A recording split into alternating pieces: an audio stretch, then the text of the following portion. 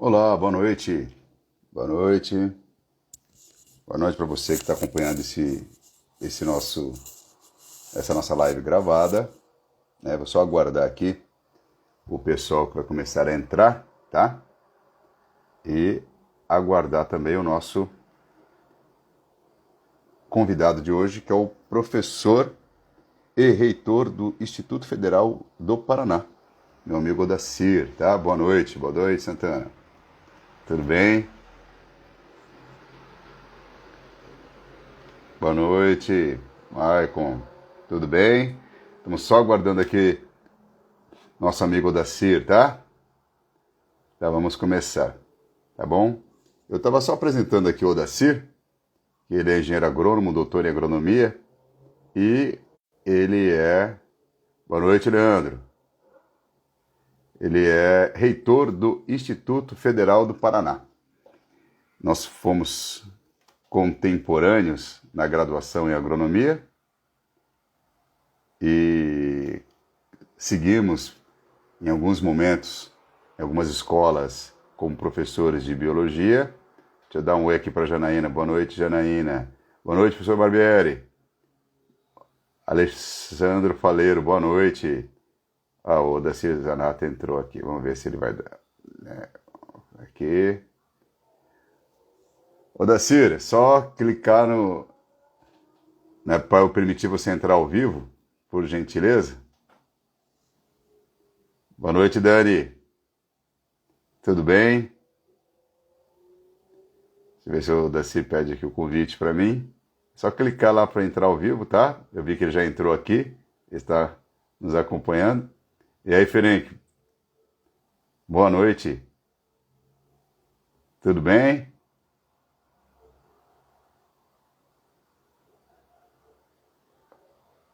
Olá, olá.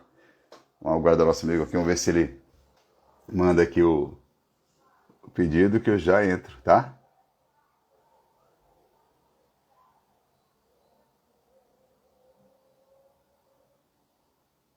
Isso, Barbieri, também. Que bom. Só estou esperando aqui o Odacir, ver se ele não achou ali a chamada ao vivo, tá? Vamos ver se ele consegue entrar aqui. Esses meus amigos analógicos. Isso. Ó, colega, né, dita... vamos ver aqui. Vamos ver aqui. Conseguiu, né? Agora foi. Vamos ver se essa luz aqui também. Boa noite, professora Odacir. Boa noite, Silvio. Silvio, Odacir, tudo bem? eu estava passando o Odacir, acho que não achou a chamada ali ainda.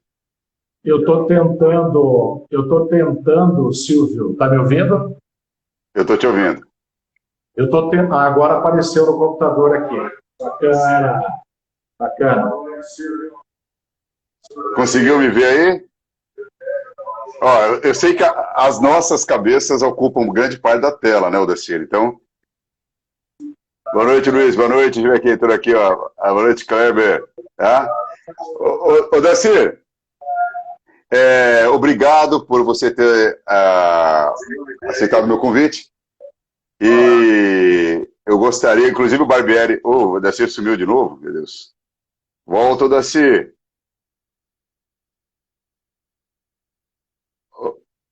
Olá, boa noite para quem está entrando agora. O meu amigo Odacir, ele desapareceu novamente, tá? Vamos aguardar mais um pouquinho que ele vai mandar o convite de novo. Odacir, se você estiver me ouvindo aí, clica de novo, tá? Que eu aceito você novamente, ok? Boa noite, Cris. Boa noite. É o Dani, é o grande Odaça? Isso. Olá, boa noite, Ana.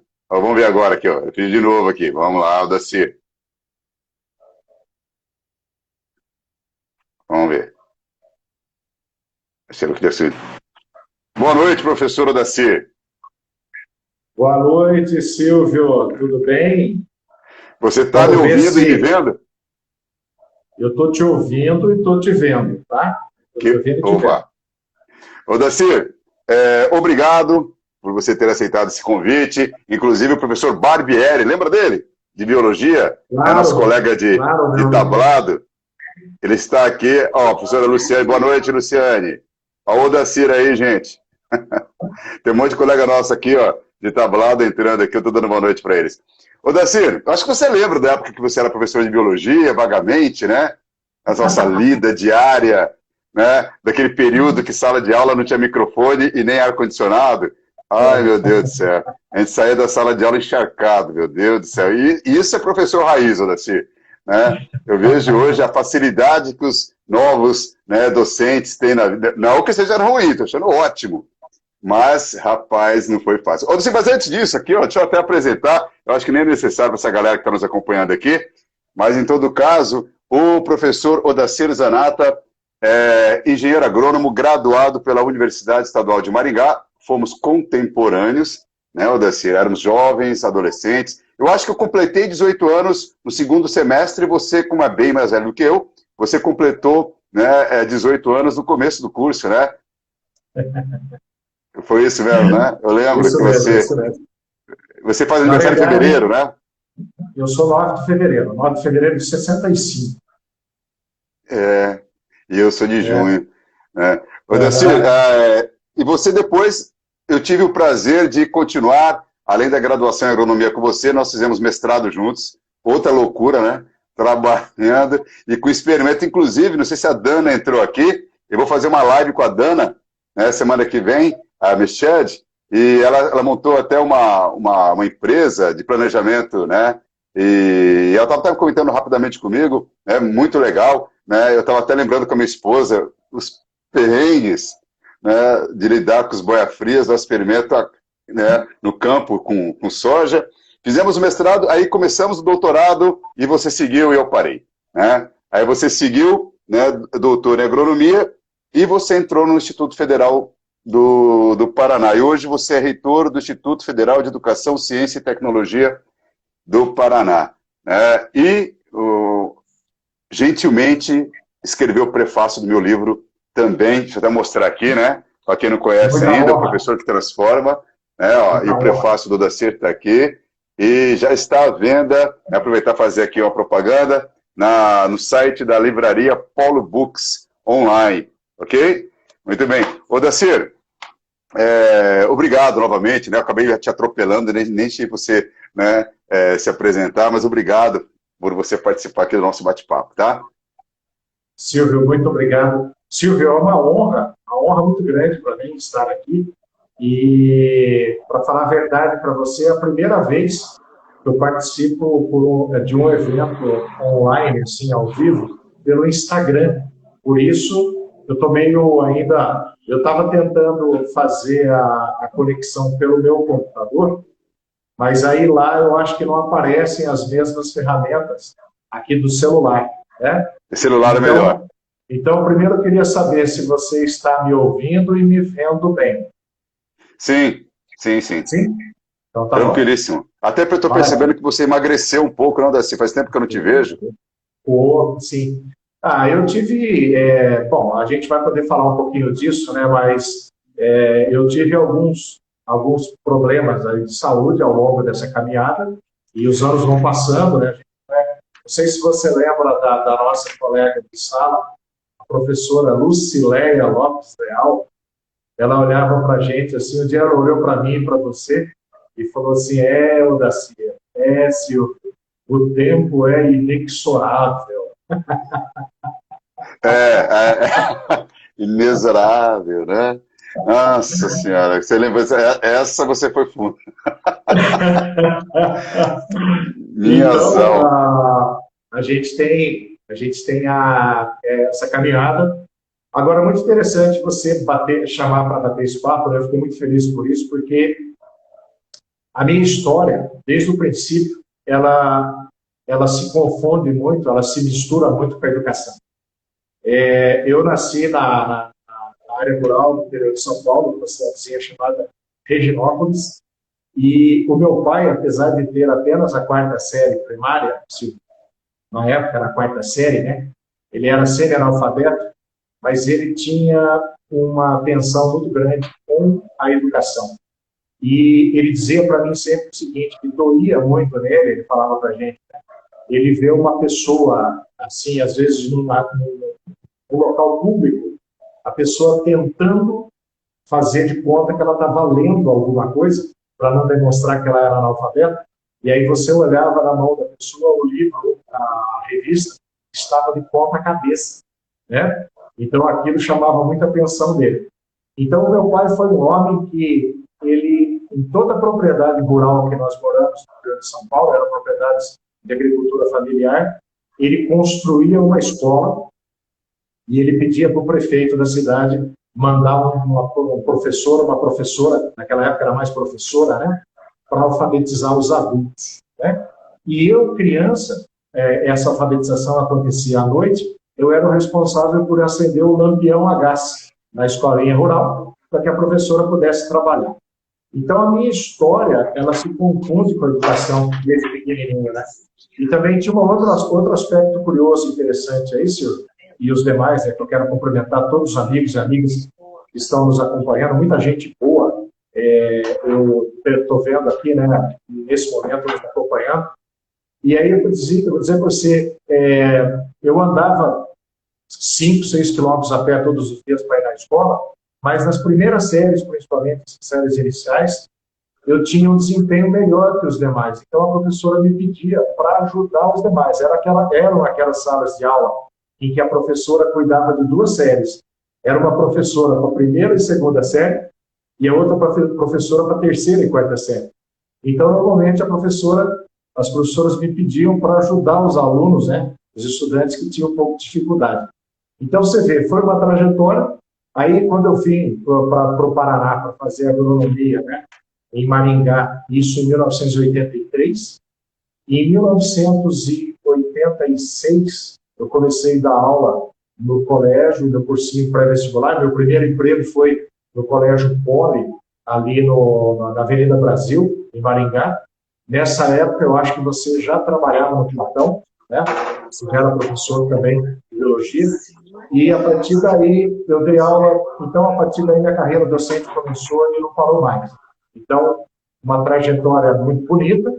Eu me formei em agronomia na UEM, fui para o Mato Grosso, trabalhei no Mato Grosso, nunca abandonei a educação, sempre mexendo com projetos voltados para a área de educação ambiental, principalmente, né? E quando eu retornei para o Paraná, em 1986, então foi que eu retornei, eu voltei para o Paraná no início de 1986. E aí eu voltei para valer mesmo para a sala de aula. Foi quando, então, eu busquei a capacitação, né? Fui buscar um mestrado, um doutorado. Depois de terminado o mestrado e doutorado, eu entrei no Instituto Federal do Paraná e ainda fiz uma especialização em gestão pública. Então, É essa verdade, eu vi aqui no seu currículo. bacana, né? Eu acho que a minha vida até hoje, ela não dá para separar, né, a minha vida da educação. Eu fico muito feliz por isso. Ô, Dacir, eu lembro que você foi pai muito cedo, né? Então, ser pai já significa uma série, né, de atropelos que nós temos ao trabalhar, e quando você é muito jovem, né? E, ô, Dacir, foi muito complicado para você se caminhar, né, sendo pai, com família, e foi durante a graduação, se eu não me engano, né? Então, aí depois você se graduou e você, como você falou, você acabou exercendo a profissão de agrônomo. Aí eu lembro que você voltou para Maringá e voltou para a docência inclusive do ensino médio, né?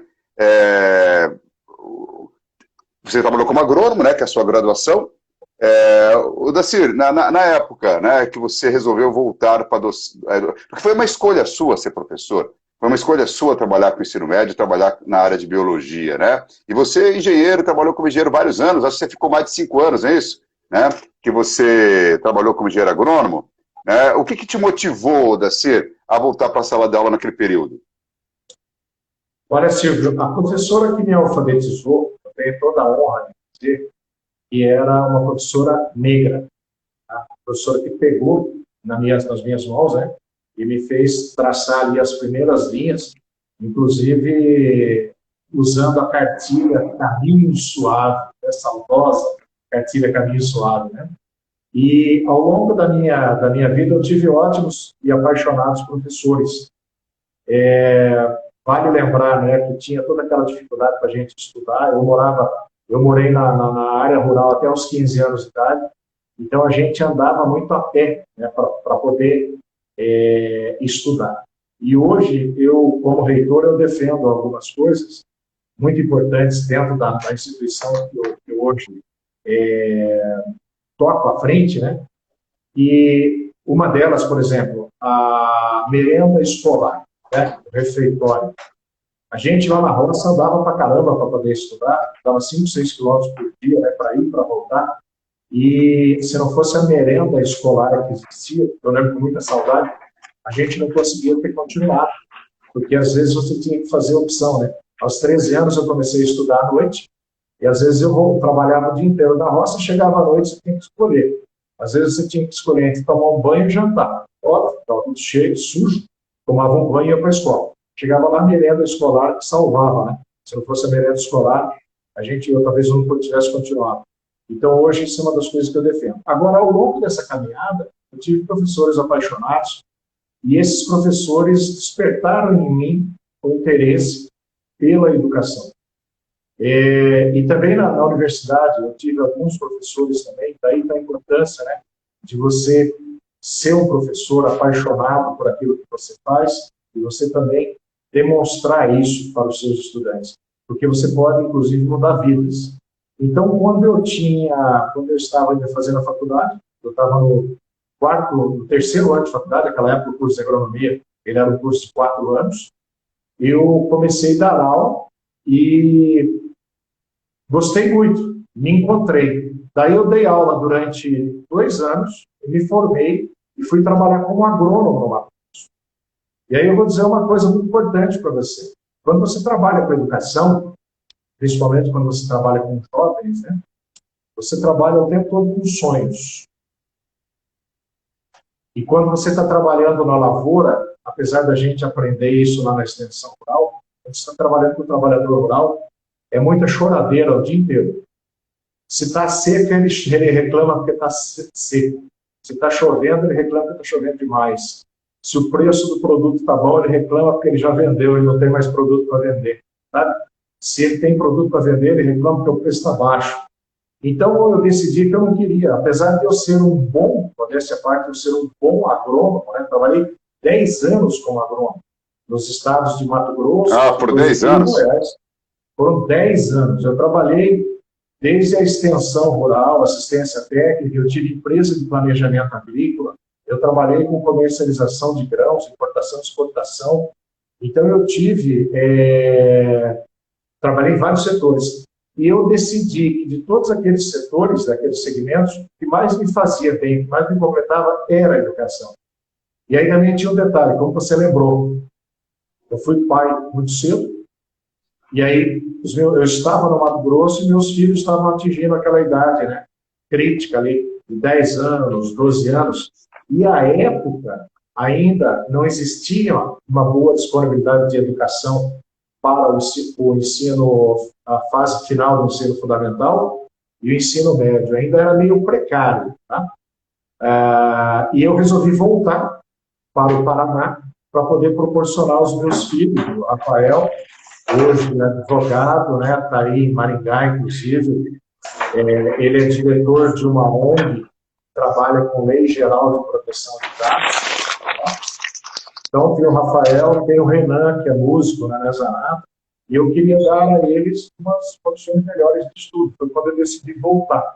Quando eu decidi voltar para o Paraná, eu ainda tentei trabalhar como agrônomo, mas eu não fui feliz, porque nós estávamos passando por uma crise muito grande naquela época na agricultura, né, 96, por aí. Aí eu voltei para a sala de aula. Vale lembrar que os meus grandes amigos, que eu tinha dado aula lá em 86, 87, eles tinham escolas, eles tinham colégios, e eles me chamaram para trabalhar. Foi muito legal. E eu voltei. E aí foi realmente que eu percebi, né, que ali era o meu lugar, que eu deveria continuar, que eu deveria permanecer. Então, foi ali que eu fiquei e trilhei meu caminho. Até hoje, né? E é onde eu quero ficar até o final dos meus os meus dias aí como profissional. Ô, Dacir, mas como reitor, terminando aí o seu período de reitor, você pode ter opção de voltar para a sala de aula? Você pretende fazer isso? Eu devo, né, Ciro? Eu devo, porque a gente sempre brinca, né? Eu entrei no Instituto Federal do Paraná. Aliás, eu queria falar um pouquinho, né, se você me permite, do Instituto Federal do Paraná. Aqui no Paraná, nós temos 5 instituições federais de ensino. Temos a UFPR, a UTFPR, a UNILA, lá em Foz do Iguaçu, a Universidade Federal da Fronteira Sul, que apesar dela atuar em 3 estados, ter a reitoria em Chapecó, Santa Catarina, ela também tem um campus em Realeza e outro em Laranjeiras do Sul, no Paraná. Então, nós temos essas 4 instituições federais e o Instituto Federal do Paraná, que é a 5ª instituição federal do Paraná. Só que o Instituto, aí nós temos 7 instituições estaduais, né, de ensino, universidades estaduais. A gente tem a UENP, a UEL, a UEM, a Unespar, o EPG, o Unicentro e o Unioeste. Então, o Paraná está bem servido na questão da educação pública. Mas, apesar de nós sermos uma das 5 instituições federais de ensino no Paraná, nós somos uma instituição diferente, porque nós somos, por lei, obrigados a ofertar 50% das nossas vagas para cursos técnicos, né? Preferencialmente cursos técnicos integrados ao ensino médio, que absorve esse público e é ingresso do ensino fundamental, do 9º ano, e nós somos obrigados também a ofertar 20% das nossas vagas para licenciaturas. Licenciaturas preferencialmente em matemática, química, física e biologia, para formar professores para trabalhar com a educação básica. Esse é o nosso foco, tá? Preferencialmente. Então, a gente licencia. Só que nós temos também, outros 30% que a gente pode ofertar bacharelados, tecnólogos, né, programas de mestrado, programas de doutorado. Por exemplo, nós já temos 3 programas de mestrado no Instituto Federal do Paraná. E, então, é uma instituição que me orgulha muito pela forma dela trabalhar. Tá? A gente tem, por exemplo, alguns programas que são programas que fazem muita diferença, e são programas, são cursos, né, cursos rápidos, assim, que a gente chama de cursos de formação inicial e continuada. São cursos que vão de 160 a 200 horas. Nós temos também programas voltados para mulheres em vulnerabilidade econômica e social, que fazem uma grande diferença na vida dessas mulheres. Então, nenhuma instituição de ensino federal faz o que os institutos federais fazem no Brasil. E eu, como reitor, eu entrei na instituição em 2009 como professor. Aliás, eu entrei como professor de agroecologia, né? Que é um segmento que a gente tem bastante forte, significativo no Instituto Federal, que trabalha com essa agricultura aí de base ecológica, né? E em contrapeso aí a essa outra agricultura convencional que tem uso maciço de veneno, enfim, de agrotóxico, e a gente tem essa perspectiva. Então, eu entrei no Instituto, Silvio, como professor.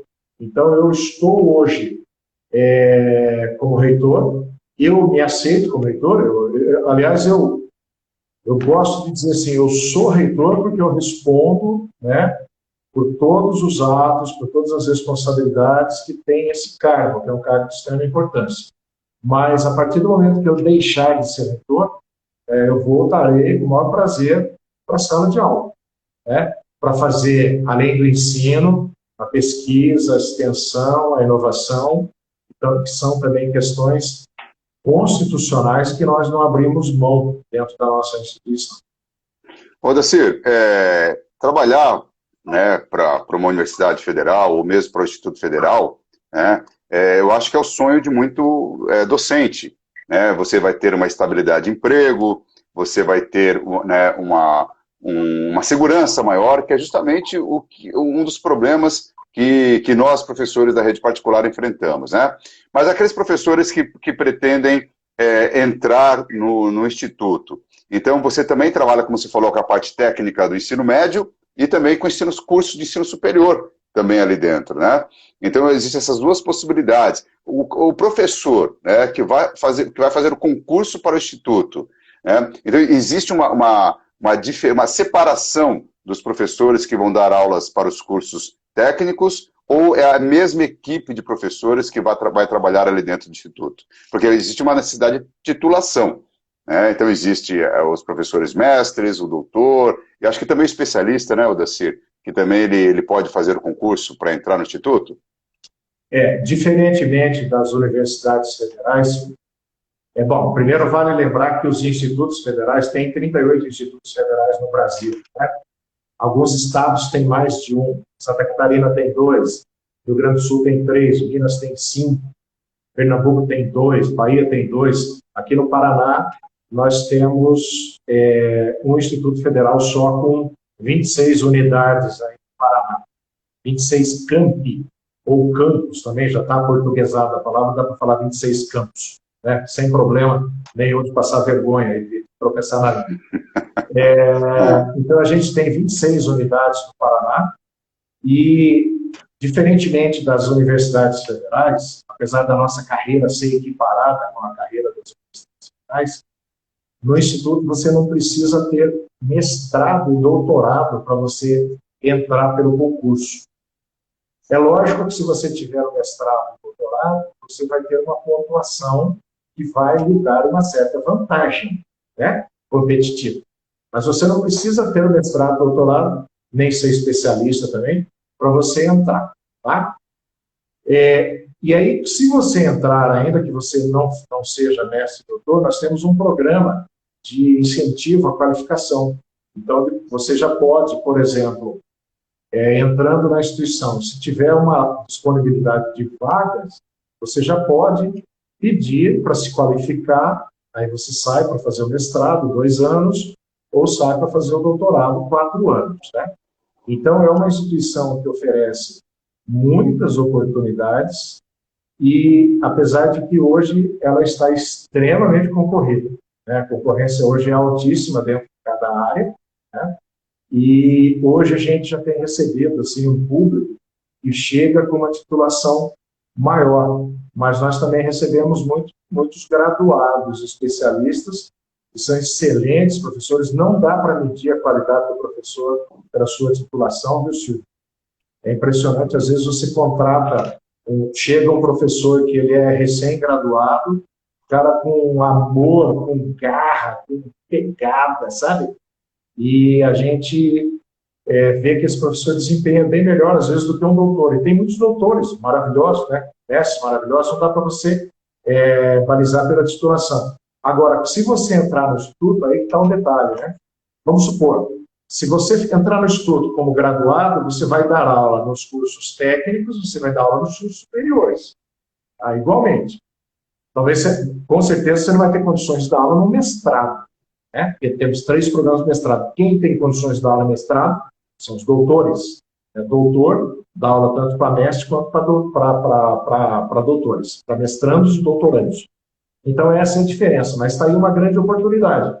Então, ainda existe essa grande oportunidade para que a rede ofereça. Essa rede nossa que está hoje, ela tem 661 unidades no Brasil, distribuídas em 570 municípios brasileiros, ou seja, dá quase um campus para cada 10 municípios brasileiros da rede federal. Odacir, existe um prazo, né, assim, um tempo, que você entrou no instituto, aí você vai pedir, vamos supor, eu entrei como mestre, eu quero sair para o doutorado. Eu tenho que ficar, então, um período, são 2, 3 anos, é isso?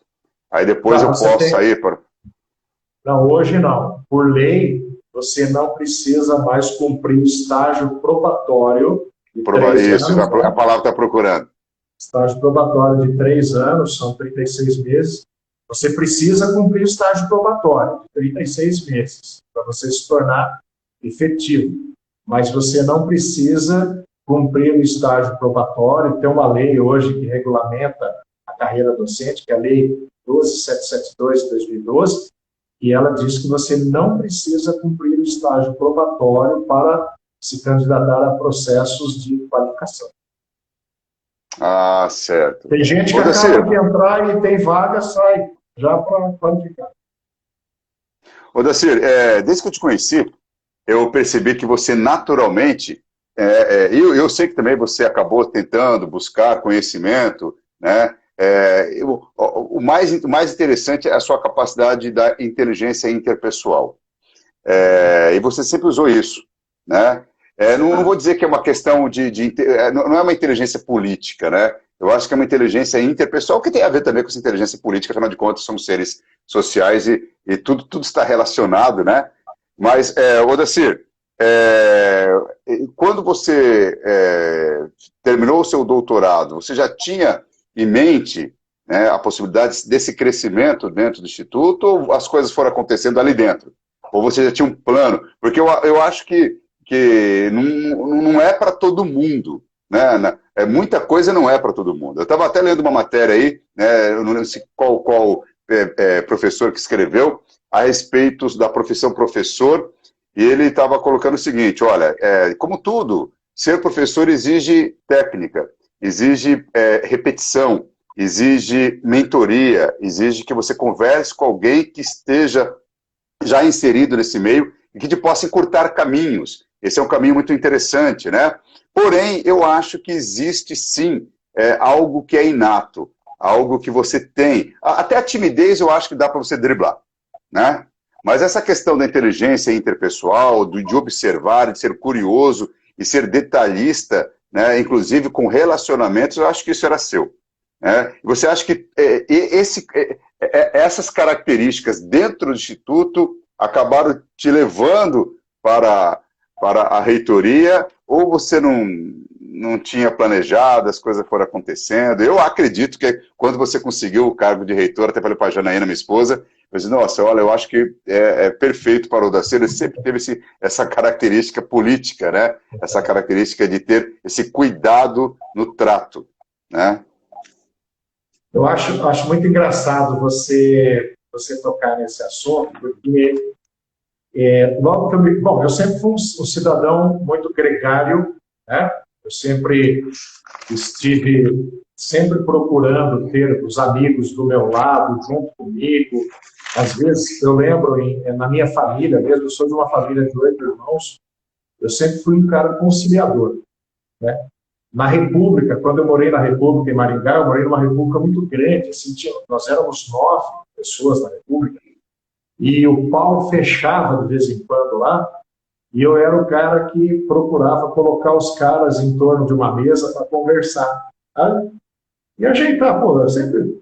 Gente, nós temos que resolver no diálogo, né, esse negócio. Não pode ficar dentro do mesmo ambiente, pessoas, um de cara virada com o outro, uma perda de tempo incrível, né?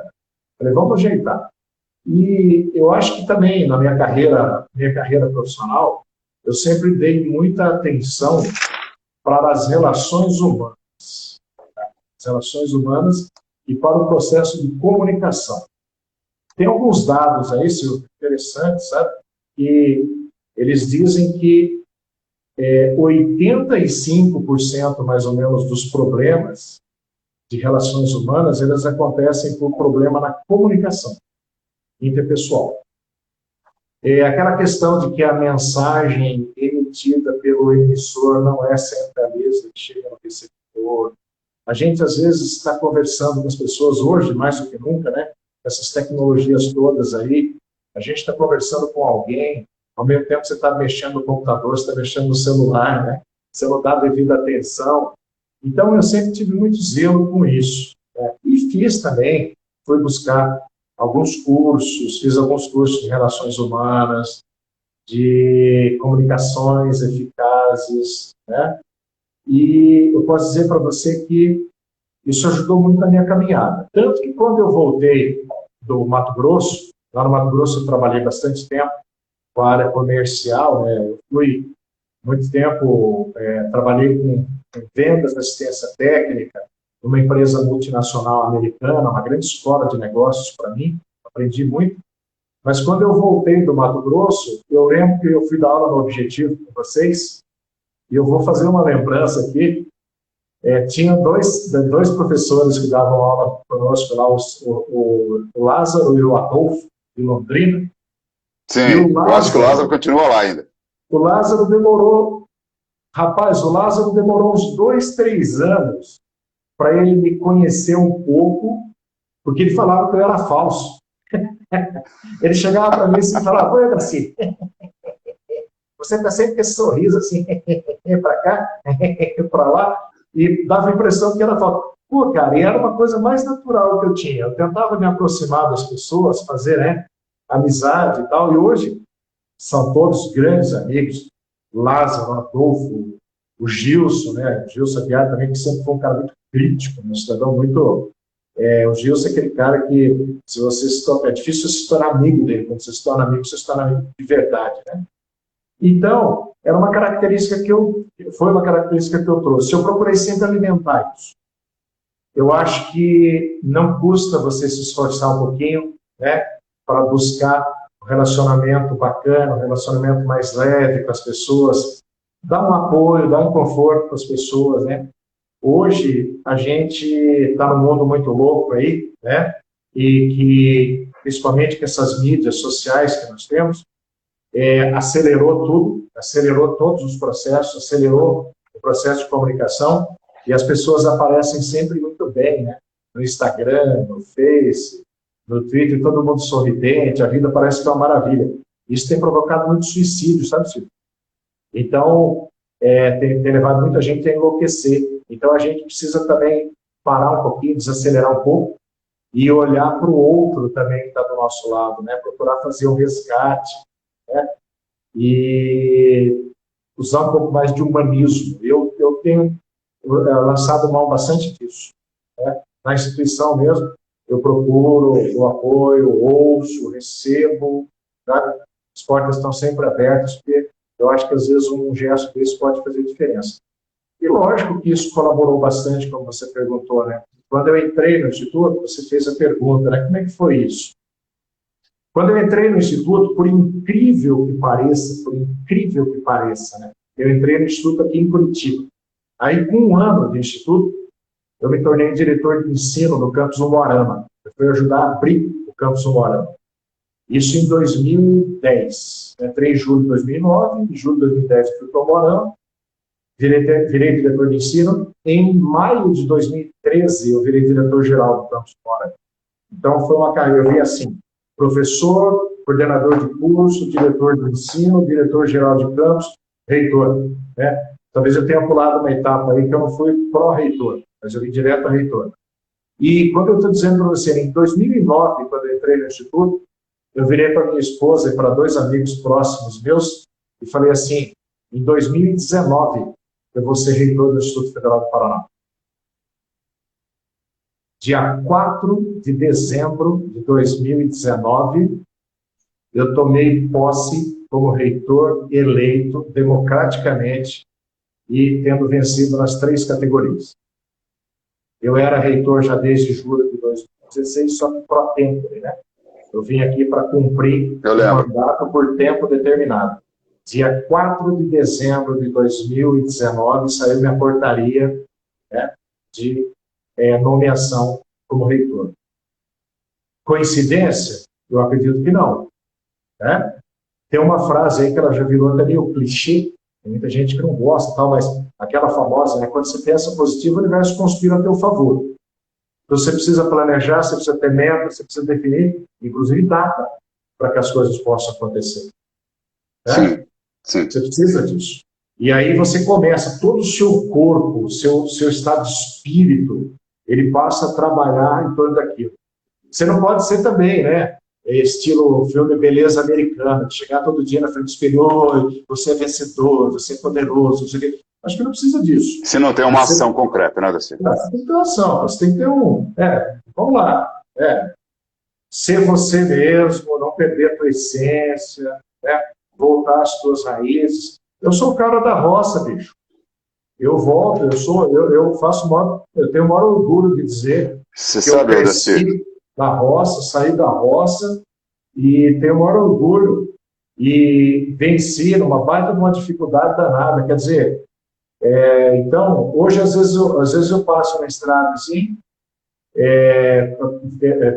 caminhando, né?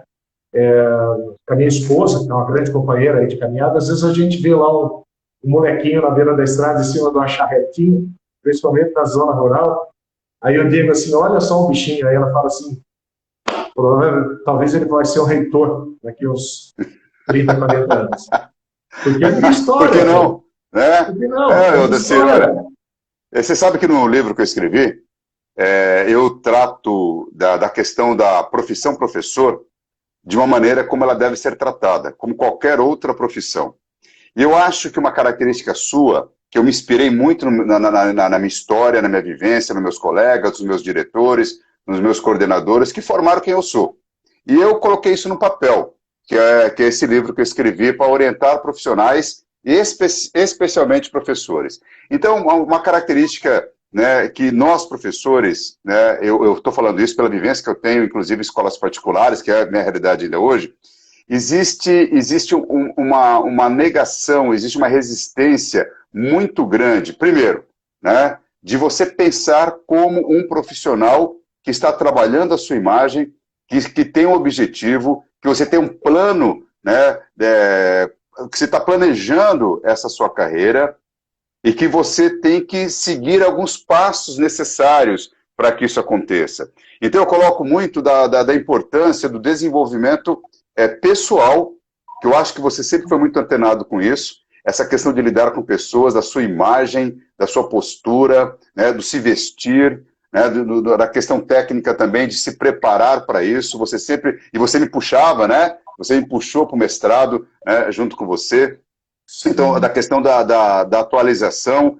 Odacir, mas sabe que eu percebo uma resistência e eu percebo assim, uma má vontade muito grande nesse universo que nós vivemos, e você também vive, né, como professor mesmo dentro do Instituto Federal. Né? Independente de ser público ou de ser privado, eu acho que existe um problema grave dentro da estrutura da nossa profissão. Eu estava lendo, né, um artigo da Varkey Foundation, né? É uma entidade que lida com a questão de pesquisa, da melhoria da educação. Ela pesquisou recentemente vários países, se eu não me engano, 35 países, e um dos critérios que eu estava lendo, Odacir, é sobre o prestígio do docente.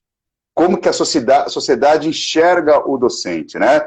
E o Brasil ficou em último lugar nesse ranking. Quer dizer, existe uma visão, existe uma visão externa do professor, existe aquele problema interno também dentro das empresas, afinal de contas, é uma empresa, né, tem funcionário, independente se é privado, se é pública, nós temos clientes, que são os alunos, né, que estão ali, que estão esperando desse profissional, estão esperando que essa empresa ofereça o melhor, né, para esse cliente. Mas o que eu percebo, Odacir, é que essa questão do prestígio e essa questão do tomara que dê errado, que acontece muitas vezes com os nossos colegas, né, que vão ruminar, né, o erro, vão ruminar aquilo que ele é incapaz de tentar buscar, de tentar melhorar, em cima do colega.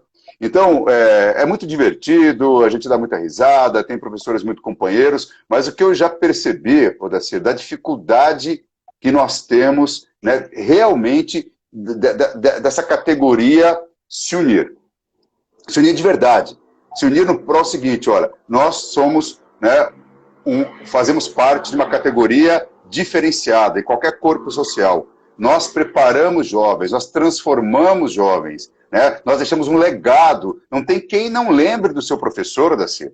Né? Em qualquer momento, fundamental, né, no ensino superior, você vai lembrar desses bons professores. Mas eu acredito, Odacir, que a nossa categoria, os professores, não aceitam muito bem essa questão de quando você fala em sucesso dentro da sua carreira. Eu até chamei você, né, para essa live, estou usando você como exemplo de um sucesso, de um caminhar com sucesso, né, de um profissional que tinha um diferencial no seu ambiente de trabalho. Mas como você falou, né, muitas vezes o profissional chega para você e fala, pô, você é falso, pô, você é achado, pô, você se acha, pô, você é puxa-saco, pô, por que você é amigo, por que você está fazendo tal coisa? Você é amigo da escola, né? Então, esse tipo de crítica, muitas vezes, parece que eu até no meu livro que eu falo que são os urubus que convivem com a gente, você não pode chegar sorrindo no seu ambiente de trabalho, porque você deve ter algum problema, né? Ou você é bobo, ou você é amigo do diretor da escola e você é privilegiado. Vamos ser sinceros com uma coisa muito importante aqui, Odacir. É possível ganhar dinheiro na nossa profissão? Claro que é. Existe a possibilidade, eu sei que na rede pública é mais complicado, mas na privada, existe hora-aula diferenciada? Claro que existe, mas você tem que se fazer por merecer esse diferencial no seu meio de trabalho. E sendo uma nuvem negra, sendo um crítico, né, e envolvendo os colegas, né, nessa tua postura crítica, não vai te levar a lugar nenhum. Então, até essa questão do prestígio que eu vejo, que a sociedade enxerga o professor e o ambiente interno também dentro da escola, que é um problema que nós enfrentamos, fora todos os outros que envolvem a educação no Brasil.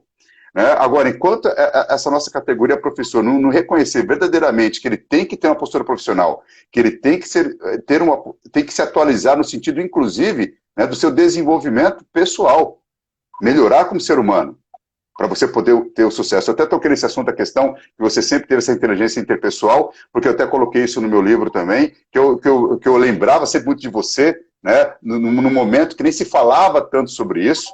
Hoje tem coach para tudo, né? Hoje tem ajuda para tudo, mas eu vejo que existem sempre aqueles profissionais que são diferenciados, né? Nesse teu caminhar, Odacir, você também teve essa percepção, tanto que você teve a realidade na escola particular, e você tem agora a realidade de trabalhar com profissionais agora dentro do instituto, dentro de uma instituição pública. Você consegue perceber isso também, Odacir? Silvio, você tocou num assunto aí que dá um tratado, tá? Mas eu vou tentar amarrar alguns pontos aí para a gente desenvolver algo mais sucinto. Assim. Primeira questão, o professor ou qualquer profissional, ele precisa se preparar para aquilo que ele vai fazer. Né? Então, por exemplo, nós já fomos assim, né? Mas depois, com a caminhada, a gente olha para trás hoje e dá até um pouco de vergonha, né? Quando nós saímos da faculdade, nós achávamos que nós sabíamos tudo, né? Você lembra? E até gostoso, né? Até gostoso ver um professor dando aula assim, um molecão que acabou de sair da faculdade. Às vezes até um molecão que não saiu da faculdade ainda. Ele acha que ele sabe tudo, que ele tem respostas para tudo, né? Ele vai, ele fala, ele dá um jeito de dar um somebody love ali, depois ele vai procurar, ótimo, tudo bem, até que é bom. Mas eu acho o seguinte, primeiro, você tem que se preparar. E um bom professor hoje, além de todas essas questões, bom, alguns princípios basilares, né? Você precisa preparar dentro da área que você trabalha. E isso que você está falando aí, tem um livrinho, né? Não sei se consegue ver aqui, ó. A Pedagogia da Autonomia. Pedagogia da Autonomia, Paulo Freire. Esse livrinho aqui tem que ser um livrinho de cabeceira para qualquer professor. Porque ele vai falar algumas coisas, ele vai trazer alguns princípios basilares aqui, que não dá para você separar, tá? Porque são questões assim, por exemplo, que educar exige esperança, educar exige comprometimento, educar exige o entendimento que você não conseguirá ser um ser apolítico, porque, me permite, né, você é um cara muito culto, mas me permite lembrar aqui, né, que o Bertolt Brecht já dizia que o pior analfabeto que existe é o analfabeto político, né? É aquele cara que bate no peito e diz assim, eu não gosto de política, só que ele não presta atenção que a política, ela permeia todas as coisas da vida dele. Ela mexe com o dinheiro do aluguel, do pão, da energia elétrica, da água, da luz, dos calçados, tudo, da educação, da saúde. E aí ele se honra de ser um ser que não gostar de política. Então, o Bertolt Brecht dizia, esse é o pior analfabeto que tem. Então, a gente precisa, inclusive, se dar ao trabalho, e isso não é fácil, de você estudar um pouco de filosofia, de você estudar um pouco de sociologia, de você entender que você, como professor, você é um ser político, e você está ali para fazer uma transformação, e nessa esteira aí tem um outro livrinho também que eu trouxe aqui, para gente, só para mostrar, né, para vocês. Tem um livro fantástico do Cortella, do Mário Sérgio Cortella, que é esse aqui, ó. Qual é a tua obra? Tá? Então é o seguinte, você está passando por essa vida aqui, você está dando aula como bico, é isso que você quer? Pô, bico tem um monte de gente fazendo, meu. Você tem que fazer a diferença, sabe? Você está dando aula como bico, é isso que você quer para a tua vida? Ou você quer ser um ser que vai passar por aqui e vai deixar uma marca sua? Qual é a marca que você quer deixar? Qual é a obra que você quer fazer aqui? Tanto que ele cita nesse livro, né? Quando você vai abrir uma empresa, tem lá, pedido lá qual é a razão social da empresa. E a razão social acabou sendo confundida com o nome da empresa. Não é verdade? Razão social. Qual é a razão pela qual a sua empresa vai existir? Qual é a razão pela qual nós, Silvio, eu e você, nós existimos como professores? Certo? Olha o milagre que a gente pode fazer. Olha o poder que nós temos nas nossas mãos. Agora, para você fazer isso de forma adequada, além de você ter um conhecimento técnico adequado, você precisa também se cercar de outras questões. Por exemplo... Os valores pessoais, né, Odacir? O valores pessoais. E outra coisa, mesmo dentro da formação nossa, né? História e filosofia da educação. Você não pode deixar de ler um livro desse, né? Qualquer tema, um escritor... Eu gosto muito do Paulo Giraldelli Júnior, esse cara aqui, porque ele escreve de uma forma bacana, tá? Ele escreve sem muita firula, sem muito pedagogês, tá certo? Então é gostoso você fazer a leitura dele. Por exemplo, eu li um livro muito impactante também, há um tempo atrás, que é o livro do Pedro Demo, O Mais Importante da Educação Importante, né? Também que é um livro muito impactante, que eu acho que pode mexer. Aí tem, né, Edgar Morin, até quando nós começamos a conversar aqui, né, eu tenho 2 livros dele aqui, Os 7 Saberes, a Educação do Futuro, e A Cabeça Bem Feita, né, esse outro livro que está aqui. E aí, quando eu estava me preparando para conversar com você aqui, eu comecei a dar uma folhada, né, em alguns livros, e eu, folheando o livro aqui, A Cabeça Bem Feita, do Morin, eu vi uma parte aqui que me chamou a atenção, né, que eu queria que ele destaque aqui, né? Ele destaca que Freud dizia que há 3 funções impossíveis por definição: educar, governar e psicanalizar. Tá? É muito complicado, realmente, você trabalhar, né, essas 3. E hoje eu estou em 2 delas. Então, veja você... E outra, e para não dizer que eu estou nas 3, né? Porque de vez em quando você dá uma psicanalista também. Porque você precisa receber as pessoas.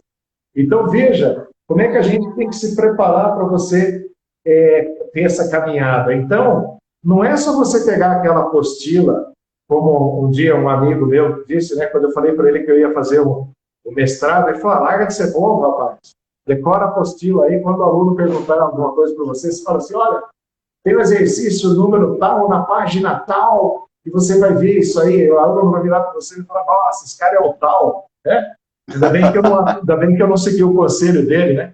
Então você tem que se especializar, você tem que se cercar, você tem que se pautar no que tem de melhor aí, para você desempenhar de forma alegre, feliz, transparente e também inspiradora a sua profissão. Acho que nós somos pessoas com capacidade incrível de inspirar. Quando eu fazia doutorado ali na UEM, eu encontrei vários estudantes meus no laboratório de botânica, lá com o saudoso professor Ismar Mosqueta, que já faleceu, né?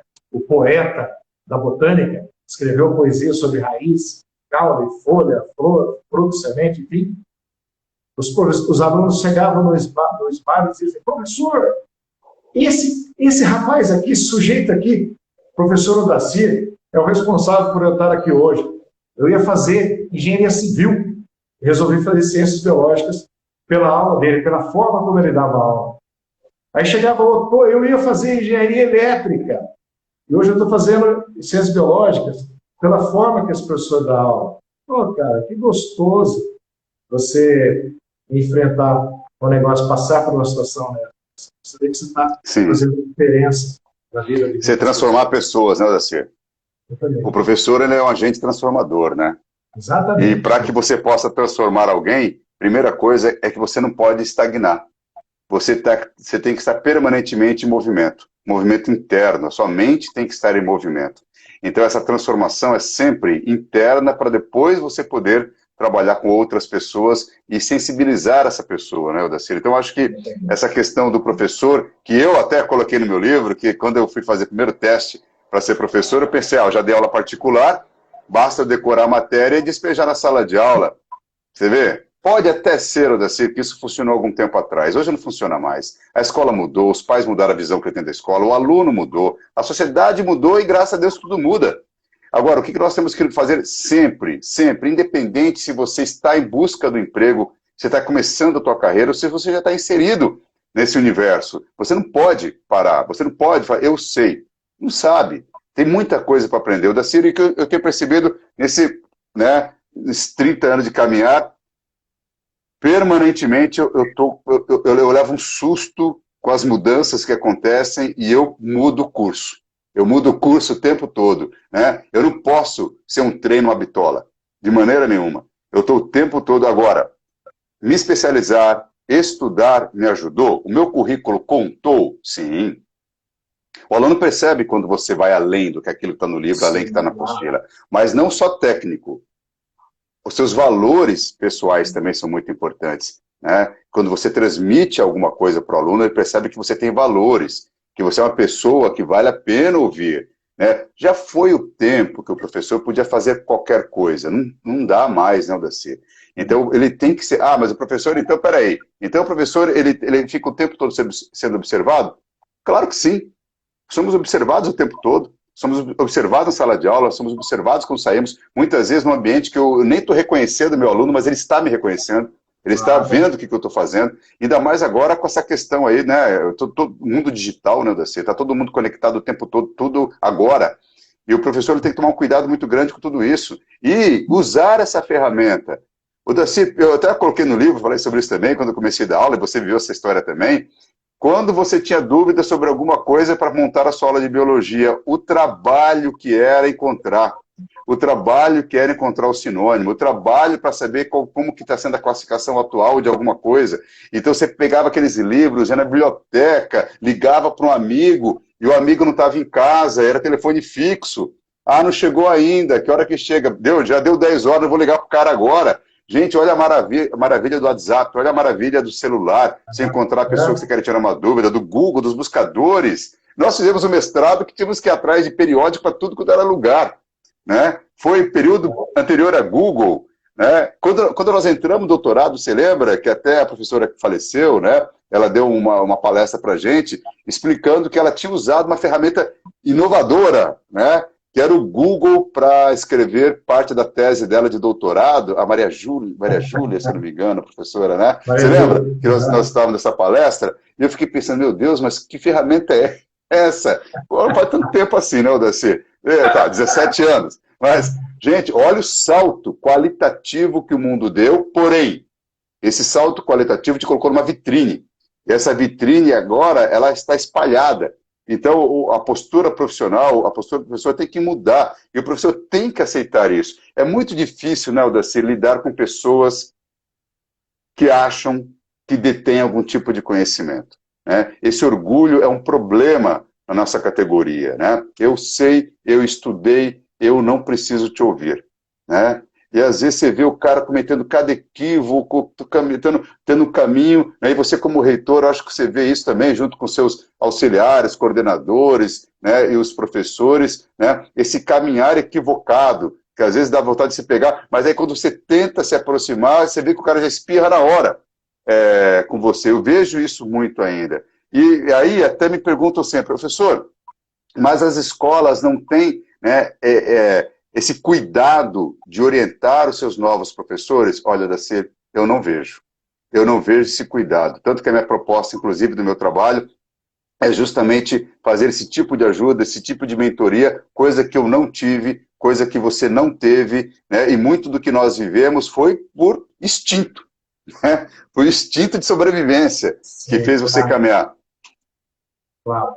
Concordo plenamente com você. E eu quero te parabenizar, viu, Silvio, pela iniciativa, é uma iniciativa brilhante que você teve, porque, com certeza, se eu tivesse tido uma obra como a sua, né,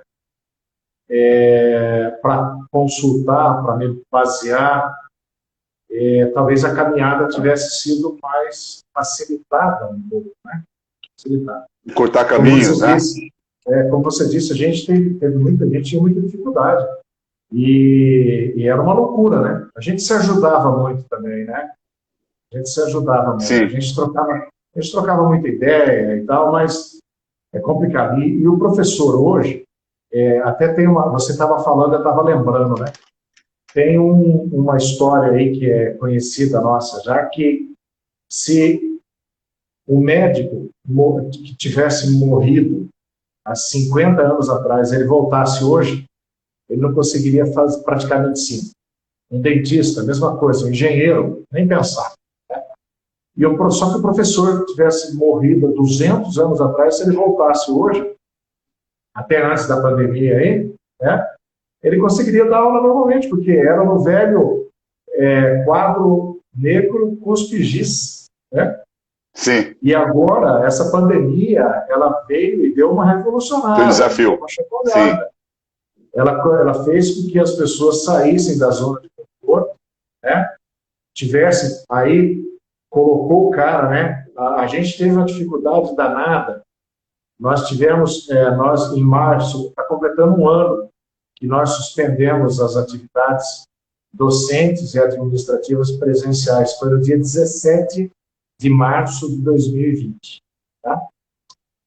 E aí nós ficamos até o final de maio para conseguir implantar as atividades pedagógicas não presenciais, porque uma gama de professores não concordava em gravar suas aulas. Inclusive, nós tivemos que pedir parecer da Procuradoria Jurídica nossa, da Procuradoria Federal, sobre o uso de imagem.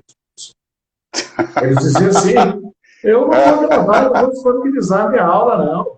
Aí, bom, para nós foi muito fácil, né? O meu amigo, se você é servidor público, a tua vida é pública, tá? Tanto que tem um portal da transparência, você pode saber da vida de qualquer servidor público. Se você não quiser que a sua vida seja pública, que a sua aula esteja aí exposta, disponível para os estudantes, então enrola a tua bandeira e dá no pé. Mas nós levamos mais de 2 meses para poder começar com as atividades pedagógicas não presenciais. E ainda era facultativo, e muitos professores não aderiram porque eles não tinham habilidade para usar as ferramentas. Aí E não nós queriam dar seus pulos também. Sim, aí nós disponibilizamos, como nós temos um setor de educação à distância muito operante, né, com a plataforma Moodle e o ambiente virtual de aprendizagem, aí nós fizemos um curso de capacitação para quem quisesse capacitar na plataforma para poder usar os recursos de aula online. Aí que o pessoal começou a soltar, a destravar, e hoje, agora a gente vai entrar assim muito forte na capacitação para as metodologias ativas. E também tem uma baita resistência. Porque é o seguinte, ainda tem uma ala de professores, o problema não foi o Marx, né, Silvio, Karl Marx, o problema é quem leu Karl Marx chacoalhando no ônibus, né?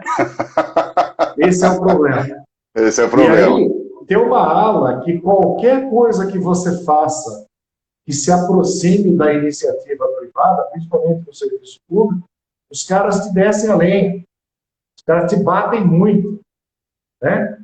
E, pô, eu fiz especialização em gestão pública, a administração pública está cada vez mais convergindo para a administração privada, cada vez mais os critérios de eficiência e eficácia para dar resposta para os nossos contribuintes, principalmente. Silvio? Oi, tua imagem está congelada, mas eu estou te ouvindo. Ah, tá bom, Ah, maravilha. Então, voltou. maravilha. Então a gente precisa dar uma dinâmica diferente, sabe? Não tem mais jeito de você trabalhar como a forma que nós trabalhamos. Então, esse é o grande desafio do professor da atualidade. Ele tem que ele tem que ser bem formado, ele tem que ter uma capacitação, uma formação sólida na área que ele quer trabalhar, né?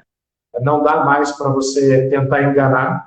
Hoje você não engana mais quase ninguém. Se você não sabe, você não sabe, né? E aí você também tem que se cercar dessas metodologias que estão disponíveis aí para a sua atividade se tornar mais dinâmica. E você também ser mais feliz, né, pô? Eu acho que é um desafio, a gente vai se renovando, vai trabalhando aí essas possibilidades, a gente se sente mais vivo também. Dizem que os Sim. professores do Brasil, eles morrem aos 40 anos e esperam para ser enterrados aos 70, né? Então a gente tem que sair dessa zona aí, porque dá uma chacoalhada nesse povo. 30 anos esperando para ser enterrado. É mais ou menos isso mesmo, Daci. É claro que eu sei que dentro de uma empresa particular isso é bem complicado, né? Porque já já você é defenestrado literalmente, o diretor da escola te joga pela janela, né? Ai, né? Você quer continuar aqui? Né? Dê seus pulos. Então eu sei que é complicado, imagino como deve ser complicado para você, ainda mais que você também trabalhou muito tempo na escola particular, né? E a escola como empresa, ela busca essa qualidade, essa excelência sempre, né? E isso tinha que ser para de todos, né, Odaci? Isso tinha que ser comum a toda instituição de ensino. Essa busca pela qualidade, inclusive esse índice que eu falei para você da VARC Foundation aqui, é justamente o último lugar no ranking, né? Isso mostra que a visão que a sociedade tem da gente, Odaci, dos professores, é a pior possível. Não só no termo de ganhos, né? Porque eu nem vou entrar, porque depois isso varia muito, né, Odaci? Mas é prestígio no sentido de você como profissional. Que eu ouço sempre que o professor não trabalha, que o professor tem 2 férias no ano, que a vida do professor é trabalhar meio período, né? Ele não leva em consideração o tempo de um bom professor preocupado em preparar a sua aula, um bom professor preocupado em se atualizar, em buscar atualização, de estudar, né, de correr atrás. Então, a sociedade ainda ela tem uma visão bastante equivocada, eu acho, principalmente nesse momento que nós estamos vivendo. Eu espero que isso mude, porque, como você falou, essa pandemia, muitos pais perceberam o valor dos professores de educação infantil, o valor dos professores. Eu mesmo, como pai, 2 filhos em casa, né, online, eu falei, meu Deus do céu, essa professora tinha que ganhar muito dinheiro para aguentar, né, toda essa parte de alfabetização, coisa que eu não tenho a menor paciência, não, Daci. Então, eu vejo que o quanto que, talvez agora, eu acho que talvez seja aí uma janelinha se abrindo para que a sociedade comece a enxergar realmente o papel do professor. E eu até coloquei também isso na introdução, que sim, tem a questão da empresa, né, onde você trabalha, do estado, né, da cidade, isso varia bastante. Contudo, existe o valor pessoal, né? Existe a sua preocupação com o profissional. Eu acho que é o ponto mais importante, né, que eu queria sempre bater nessa tecla, que nós podemos fazer a diferença sim. E essa mudança tem que começar do profissional no seu ambiente de trabalho. A valorização e não sermos mais coniventes, né, com o professor coitado. De maneira nenhuma, né? Nós temos que brigar, mas isso vai melhorar o meu salário? Olha, na rede particular de ensino, eu te garanto que vai, Odaci. Se você for um profissional com postura, se você for um profissional, né, que sabe o seu valor, que você se atualize, que você seja humilde para tentar um caminho novo, para se reinventar, você é valorizado, sim, como profissional na rede particular de ensino. Tanto que eu e você, né, Odaci, fizemos agronomia e deixamos a engenharia para trabalhar como docente de ensino médio. Por que não? Né? Então, é claro, é possível? Claro, mas aí tem um peso muito importante. Você saber por que, como você falou, não é bico. Eu sou um profissional, eu tenho que ser reconhecido e eu tenho que dar o melhor de mim todas as minhas aulas. Ok? Senão você tem que buscar outro caminho para você. Se não for assim, você tem que buscar outro caminho. Né? Ô, Dacir, né? Olha, eu queria agradecer você, nossa, passou um tempo rápido aqui, mas eu queria agradecer você novamente, tá? Desse bate-papo. Eu sei que, né, até o Gilson Aguiar, né, que é o segundo prefacista aqui do meu livro também, né, ele sugeriu até que a gente tivesse uma entrevista pela CBN, né, aqui em Maringá, para conversar sobre essa transição, né, que os professores viveram, né, eu não sei se... Eu estou tentando entender esse nome ainda, tá? Os professores da década de 90, né? Os professores da velha guarda, né? Como que você se reinventou para 2021, né? Professor literalmente analógico para o mundo digital. Aqueles que se mantiveram e tiveram sucesso dentro dessa escolha, no nosso caso foi uma escolha, nós escolhemos ser professores, né? E aí ele falou assim, Gilson, pode contar comigo, ele falou assim, quer chamar você, eu e ele, para batermos um papo sobre todo esse processo que envolveu ali nesses anos de docência. Eu acho muito interessante, quem sabe dê certo para a gente bater um papo juntos nessa entrevista. Eu queria lhe dizer, Silvio, que bom, a nossa Constituição ela já prega, né, a indissociabilidade entre ensino, pesquisa e extensão, e a gente tem trabalhado muito nessa vertente, tanto que nesses 4 anos que eu estou à frente do Instituto Federal do Paraná, nós já depositamos mais de 130 pedidos de proteção de propriedade intelectual. Tá? Então, isso é uma honra também, porque ela abre outra perspectiva, o professor fazer uma mudança da realidade local, sempre respeitando os arranjos produtivos, culturais, sociais locais. Mas tem muita gente boa por aí fazendo muita coisa boa. Amanhã, por exemplo, às 11 da manhã, eu vou participar de uma reunião com uma professora da UNP, que é a professora Cristina Castro. Ela criou o Instituto Glória. Tá? Eu até recomendaria para vocês darem uma olhada. E o Instituto Glória ele trabalha com 2 vertentes. Ele trabalha com a proteção, com programas de proteção contra o abuso e a violência contra a mulher, né? E ele trabalha com uma outra vertente, que é a gamificação. Quando você pega um jogo, né, e leva ele para a sala de aula, então aí você tem o processo da gamificação.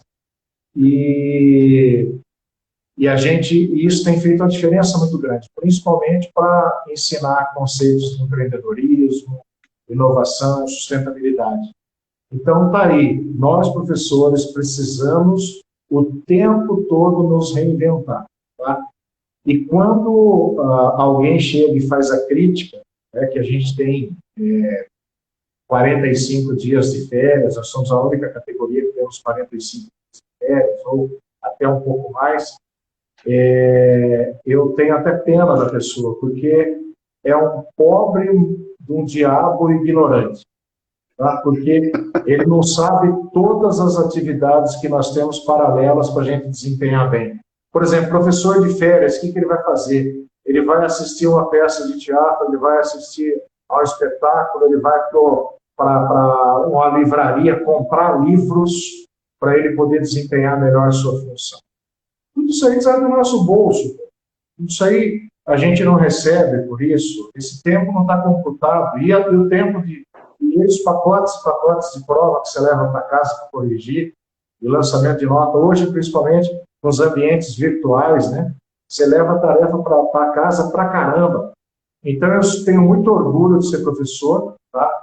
Eu acho que nós temos que acabar com essa história realmente que você falou do professor coitado, tá? Isso não pode existir. E por outro lado nós temos que batalhar, né, pela nossa profissão. Nós temos que brigar politicamente pela melhoria. Nós temos que cobrar dos nossos representantes. Hoje, nós temos um governo federal aí que, nitidamente, ele não está investindo em educação. Ele tem essa... não quero aqui proferir meu apreço ou desapreço por ninguém, mas a gente precisa brigar. A gente está vendo cortes e cortes na educação, principalmente na educação pública, e aí eu te pergunto, o que adianta a gente ter uma bela de uma infraestrutura no país se a gente não tiver educação, né? Aí a gente vai continuar na subserviência dos países mais desenvolvidos. Então a educação... Sim, dependente da tecnologia externa, né? A gente precisa brigar por isso, viu? Então, somos seres políticos, sim, políticos no sentido etimológico da palavra, de polis, de cidade, de cidadão, e a gente precisa exercer isso, viu? Com toda a força que Deus nos permitiu. Ok. Odacir, muito obrigado, viu? Silvio, Pelo parabéns. bate-papo. Obrigado a todos que nos acompanharam, todos e todas aqui, tá? Obrigado a você pelo convite e parabéns e sucesso. Foi uma honra muito grande poder prefaciar teu livro aí. Obrigado. Obrigado, Odacir. Um abraço para toda a tua família, tá? Um abraço. Pra Jana Até também. logo para todo mundo. Aí, tá? Até mais. Manda sim. Obrigado, viu? Até logo.